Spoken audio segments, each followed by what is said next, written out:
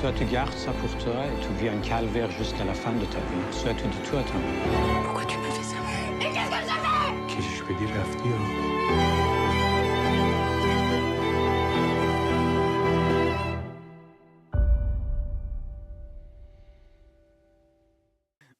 من چند سال پیش قبل از اینکه فیلم A few years ago, sometime after I'd made my third film, I was trying to arrange to see a friend of mine.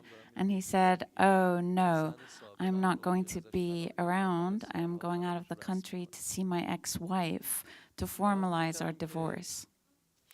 And I thought, what an odd situation for a man who has been separated from a woman for several years to then go back and be under the same roof with her for several days.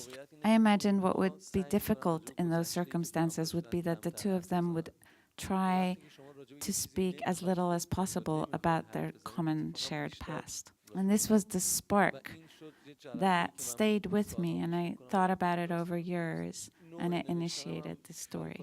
And in terms of the style of writing, I had imagined a structure that would be like a game of dominoes, where each piece would initiate the movement in the next piece, and so forth. من برای این بچه‌ها یه کسی بود که For casting the children, there was someone who had shot a lot of tests from children and brought me all the tests that I watched. There was over 150 of them.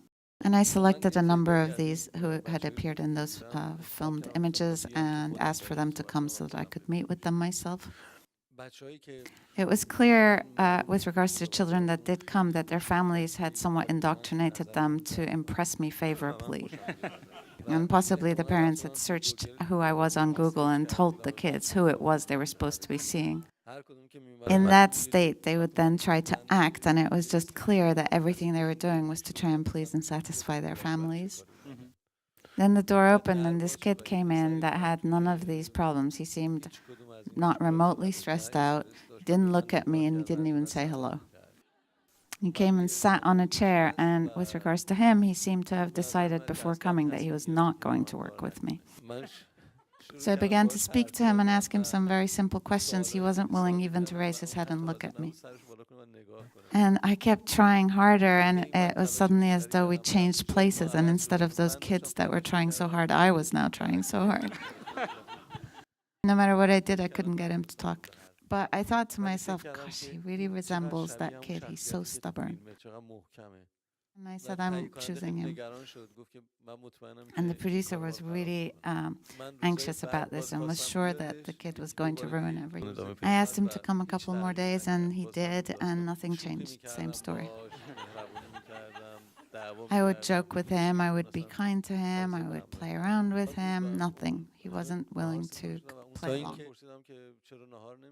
And then one day it was lunchtime and everybody asked for food, but he didn't. I asked him, why aren't you eating? And the person who was with him answered, because he's Muslim, he's worried that this food that they're serving might not be halal, and that's why he's not eating it. So I said to him, you know, my father and mother also were Muslim, and I also come from a Muslim family. And then he just looked at me and everything changed. And he developed this deep friendship with me. And we were so close that he actually came into my family, and he was like my own son. ولی همش میگفت که تو چه جور مسلمونی هستی با بابای من فرق میکنه رفتاره.